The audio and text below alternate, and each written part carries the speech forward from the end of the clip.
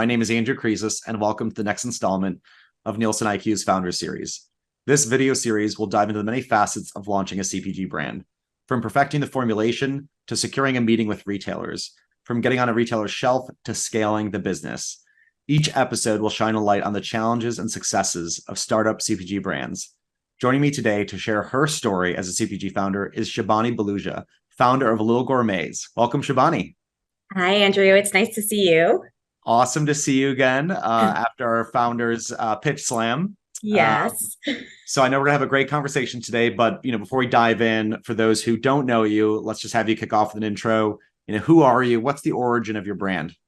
Sure. So I'm Shibani Baluja. I'm the founder of Lil Gourmets. Lil Gourmets is a fresh, organic, veggie-rich, globally inspired baby food, and we're really trying to shake up the baby food industry. So my background, I started Lil Gourmets after becoming a mom and really struggling to find an option that I felt good about. So in cooking my kids' meals, I learned about just how important first foods are, how we can shape our kids' palates. We can get them to learn to love vegetables. We can get them to learn to love adventurous flavors. And it felt like nobody was doing that in the market. And as a parent, I really struggled with not feeling good about the options that convenient options in the market. And so I, after doing a lot of research, decided to take the plunge and come up with a brand myself that fit that need. Well, I love it. Something that is born out of necessity in your own family, right? I think that's a great story. Yes. And myself having a 1-year-old daughter completely attest Yes. to the need for healthier food. And it's hard. It's hard to find Really hard. quality convenience. And I think that's the key.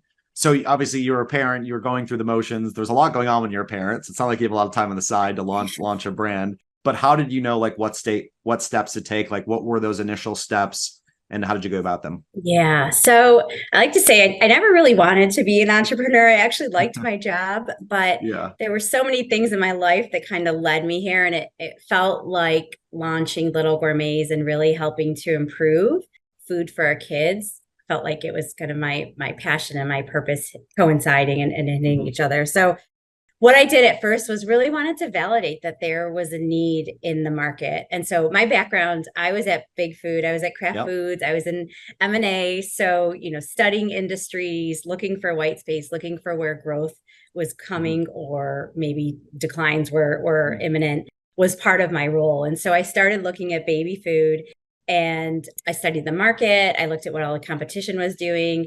I started talking to parents. I did surveys and just validated that this was a white space. And not only was it a white space, meaning vegetables and flavorful foods, but that parents were really looking for it. And so my Yeah. surveys Mhm. consistently showed that 50 to 70% of parents were either had exited the baby food category or were barely using it. And Mhm. so in doing all that work, it really gave me the conviction that this was something I should go after. And I'd say that's where my expertise ended. And I had no idea what to do at that point. I hadn't been in operations or marketing, I was finance and Yeah. strategy. So luckily with my craft network, I engaged a couple of R&D contractors and they really helped me figure out how I was going to commercialize this product. So I had been formulating in my kitchen, but we went Yeah. and met with co-packers. I wanted to actually scale it. I thought about that. Do I start in a commercial kitchen or do Yeah. I go to Exactly. scale in a co-packer? And I was like, well, I'm kind of here because I really didn't like making all my kids' baby food. And so spending my days in a commercial kitchen cooking did not sound like it was Was what it I your wanted to dream? do. It was not my dream. And so they really helped me Yeah. find co-packers and figure out how we Good. were going to get to launch. Yeah. Well, it's amazing. I love it's such a unique approach where you came in with such a data focus, right? I think that's interesting coming from that M&A background. Like you Yes. knew kind of what makes a successful brand, what doesn't, especially what to look for, where are the holes. Hearing you do survey research, like looking and approaching the data, I think that's unique. Every founder doesn't do that. We always recommend it, right? Is to have that Yeah. approach. But obviously you found kind of a niche there. So as you started to work with co-packers, started to kind of formulate the product, how did you first start to engage with retailers and how did you convince the first one to engage with you? Yeah. So I thought it would be more of a local start. And so was going to independents around Chicago where I Okay. live. Yep. And actually my first retailer was Italy, which was really Yeah. funny because they don't have a baby food section or baby foods for that matter. But it was such a unique product that they were like, well, if we're ever going to have a baby food, this is it. Yeah. And from there, some other independents around Chicago, but really in terms of like retailers, it was just figuring out the category reviews. We worked with a broker initially, ended up leaving them just more for cost reasons, but then figured out how this works, right? Reaching out on category reviews and just kept knocking on doors. So knocking on, Whole Foods and Meijer and Sprouts and just all Target, all the places where a baby brand would want to get in. And so still doing it obviously today as we grow our footprint. But it really was, I had a great traction with face-to-face meetings. So it was like, once I could get that face-to-face meeting, and they could taste it, they could see the passion, and they could see that there was so much thought put behind the brand that people then wanted to give us a shot. So, well, that's great. Yeah, the in person and bringing it to life, right? Yes, really absolutely experience the product.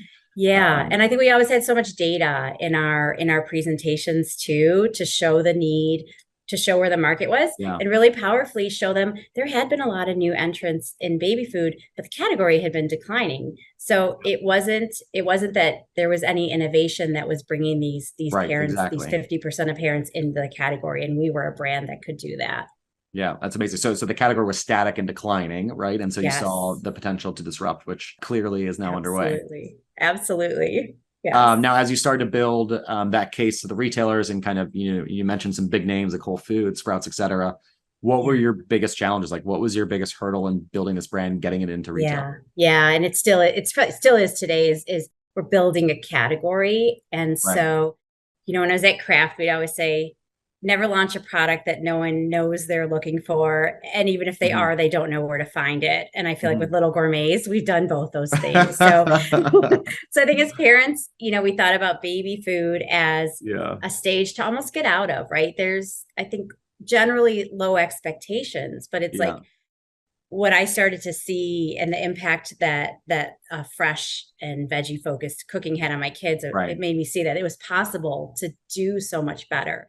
So, and I think there's so many parents now that are looking for that. So they're starting to look for it, but then the question is, where do you find it? So we're refrigerated. We're not with other baby foods. There's other players now that really are helping. Like, I think this is a category that could use a few brands to really build a space in store. So we have to do a lot around awareness, not just of the brand, but of the category, and then where you're going to find us in store, because it does vary store by store. So it's a problem we're still trying to solve. And I think it's something that we like to see other brands come in that are complementary. And so watching someone like a Once Upon a Farm and the success they're having, we view that as a positive, because we are a very different product and we're bringing in a different consumer even to them.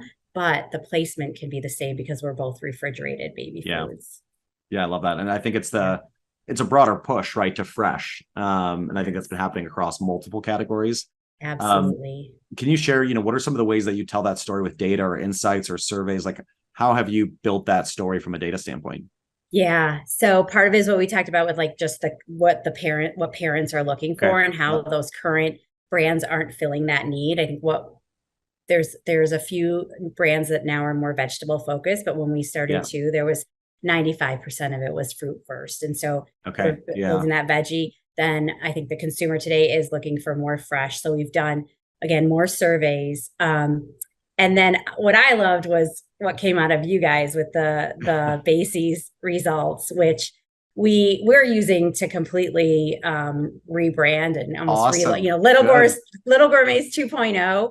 The foundation is what we found from the Bases test results, was really this permission to push global, to push into the shaping palettes. And so we're going all in with that. And I think, as I think about the three things that Little Gourmet stands for, it's fresh and veggies and global. And global is our way to get to adventurous eaters.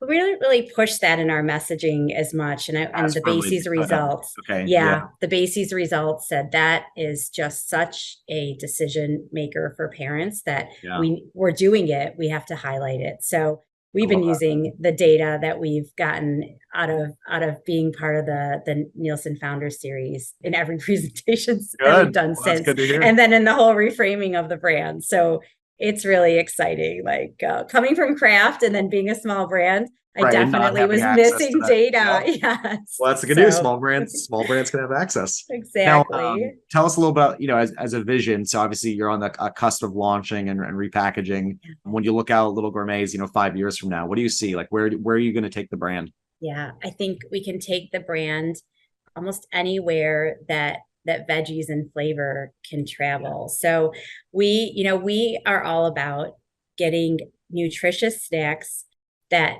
kids love and that parents feel great about. And so Yep. you can take that in so many places of the store. So we can go to snacks like puffs and bars. We can go to shaping palettes and things like formula that introduces different flavors. And I really think with that platform, we can really elevate so much of kids' food and just get to this place where as parents we don't feel bad about Right. snacks that we need Right. to give our kids. And so I think about also like finger foods and just aging up, as a baby Yep. brand, there's so much of it is Then how do we starting to move fill up more towards occasions? toddlers And and kids. yes, Yep. exactly. So a lot of ideas in there, but it really is, sticking to the core of we're going to deliver vegetables and nutrients, we're going to deliver flavor, and we're going to do it Yep. in a processing method that does not impact those nutrients. So our bodies absorb it, or our kids' bodies absorb it. Good. Love it. Yeah. Well, it's a great vision. Yes. Now I'm on board, right? I've got Yes. need this healthy food. And I think this has been just a great conversation.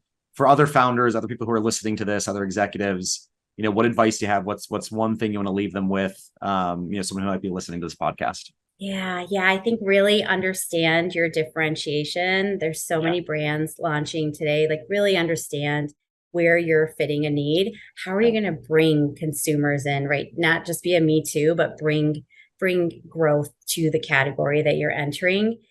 And I think when I launched, I felt like it was a race, and I actually think we have a little bit more time to properly test and learn and adapt and just Yeah. continue that process to get to the thing that sticks. And so for us, the concept is almost the same as day one. The formulas are almost the same as day one, but we've gone through a number of iterations, and even the one that we're doing now. And we feel Yep. like that this is the one that's going to stick. And this is the one then that can live on shelf on its own. So I think the, slowing distribution to figure out velocity and just learning what are the levers that work for you within your capital needs is really advice I wish we had. I think I spent a lot more in those early years just trying to push a product that maybe wasn't quite the right design that it needed to be. Yeah. And so, so getting it right on a small scale. That's really good advice, because I think that is something we talk about in Nielsen a lot, which is velocity, right? And so I've seen plenty of brands get ahead of their skis, right? And so push too fast with distribution, stumble financially, or just they don't have the adoption, loyalty, and repeat. Right. So I think that's a great call. And what's interesting is you kind of hinted on something here about just the importance of iterations. Like you need to iterate on your product, especially in the early years. And if you're just flying, off right in one direction, you might not take the time to iterate and listen and learn. I think that's what clearly, is built into the formula of your strategy. Yeah, absolutely. It's hard to do as a founder, right? You're doing so many things. You want to go. Take that time to think. Yeah. Take the time to think. So yes, I go on a lot of walks where I just try to think. So yeah. Well, it's great. Well, thank you so much, Shibani. This is just a fantastic story. I think it's unique in the data approach, how you created the brand, as well as just how structured you are in the approach of iterating. But it's something I think our audience will definitely love. So thank you, Andrew. Yes. This has been another episode of our Nielsen IQ Founder Series, where we dive deep with some of the most innovative brands and founders to unpack how brands launch and grow in the CPG space. This video is brought to you by Nielsen IQ, where we are revolutionizing the CPG industry and democratizing data and analytics for emerging brands. To learn more, check out nielseniq.com/Pfizer. Thank you.